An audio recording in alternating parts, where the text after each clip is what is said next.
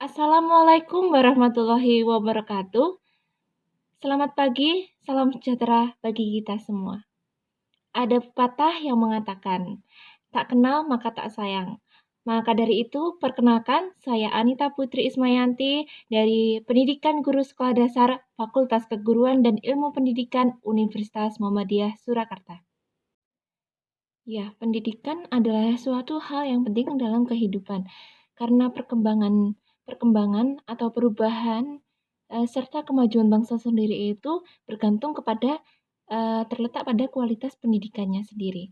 Kehidupan manusia pun tidak terlepas dari yang namanya pendidikan. Saat ini bidang pendidikan di Indonesia sedang terancam oleh virus corona. Sebetulnya tidak hanya bidang pendidikan saja, melainkan semua bidang pun terdampak dengan adanya virus corona ini. Tapi bidang pendidikan juga terpengaruh atau terdampak dengan adanya virus corona ini. Salah satunya dengan adanya blended learning. Nah, blended learning sendiri itu adalah cara belajar mengajar yang dapat dipergunakan guru untuk berinteraksi dengan peserta didik. Nah, cara blended learning ditandai dengan menggabungkan pembelajaran konvensional dan pembelajaran secara daring. Bentuk pembelajaran blended learning itu sendiri ada dua, yaitu asinkronus dan sinkronus. Bentuk sinkronus sendiri dapat dilakukan dengan LMS. Nah, LMS sendiri itu apa sih? LMS adalah Learning Management System.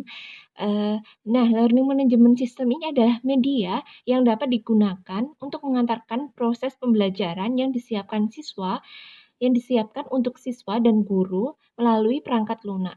Nah, di sini kita akan membahas tentang Google Classroom. Apa sih itu Google Classroom? Nah, Google Classroom itu adalah LMS integratif yang diberikan kepada peserta didik dan guru untuk kemampuan bertanya, berkomentar, dan memberikan umpan balik guru ke siswa ketika proses pembelajaran secara daring.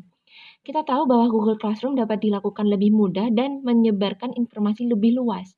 Penggunaan Google Classroom sendiri tidak dipungut biaya ya, sangat mudah untuk direalisasikan dalam mengajar dan menyampaikan informasi kepada peserta didik.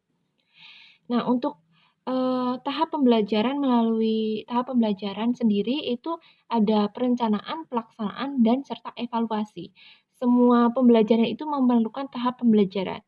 Sama seperti halnya dalam pembelajaran bahasa Indonesia.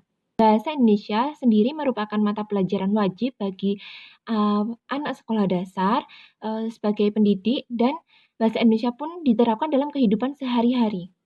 Dalam pembelajaran bahasa Indonesia sendiri mencakup 4 aspek, yaitu menyimak, berbicara, menulis, serta membaca. Maka dari itu, berdasarkan paparan di atas, saya akan menyampaikan tentang penelitian saya yang berjudul Pemanfaatan Google Classroom dalam Pembelajaran Bahasa Indonesia di MIM Sonorejo. Penelitian. Metode penelitian yang saya gunakan yaitu jenis penelitian kualitatif, desain penelitian studi kasus, dengan teknik pengumpulan data, observasi, wawancara, dan dokumentasi, dengan diuji keabsahan data, triangulasi data, dan triangulasi teknik, dengan analisis data, reduksi data, penyajian data, dan penarikan kesimpulan. Ya, selanjutnya tentang hasil penelitian. Hasil penelitian yang saya melalui tahapan yang pertama itu tentang perencanaan, di mana di MIM Sonorejo mempertimbangkan penggunaan platform. Nah, platform ini dipertimbangkan antara guru dengan kepala sekolah apakah menggunakan platform Google Classroom ini disepakati atau tidak. Selain itu juga melalui pertimbangan dari orang tua.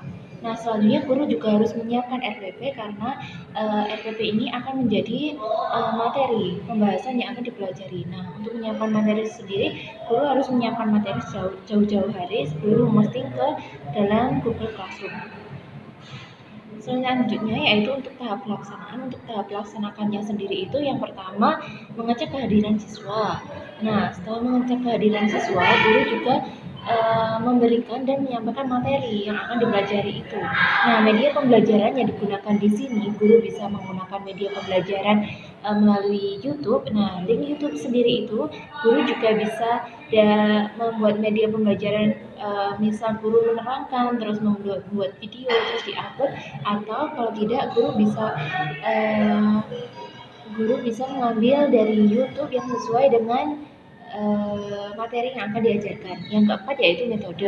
Nah, untuk metode pelaksanaannya sendiri di BIM Sonorejo itu menggunakan metode tanya jawab. Nah, untuk metode tanya jawabnya sendiri di BIM Sonorejo itu siswa yang belum paham tentang materi, siswa bisa bertanya melalui kolom komentar di Google Classroom dan guru bisa memberikan feedback di Google Classroom tersebut. Nah, yang kelima itu mengenai strategi ya. Guru harus mempunyai strategi cara mengajar agar siswa itu paham tentang materi yang akan dipelajari. Nah, selanjutnya untuk evaluasi, kalau evaluasi sendiri itu ada kriteria. Kriteria itu ada yang pertama itu guru pasti membuat kesimpulannya di akhir pembelajaran, ketika di akhir pembelajaran agar siswa paham apa materi yang telah disampaikan oleh guru. Kemudian guru memberikan pretest minimal 10 soal per tema.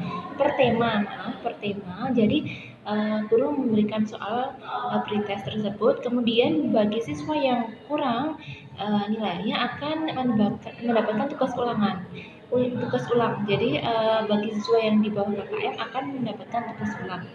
Untuk tugas ulang sendiri biasanya kalau di bahasa Indonesia misal puisi atau pantun, guru memberikan tugas ulang ketika siswa itu intonasinya kurang jelas atau yang lainnya kurang tepat. Guru biasanya meminta siswa itu untuk mengulangi agar siswa itu bisa tepat ketika membaca puisi atau pantun tersebut. Nah, sekian yang bisa saya sampaikan. Terima kasih. Stay healthy, stay at home, and stay safe. Thank you. Wassalamualaikum warahmatullahi wabarakatuh.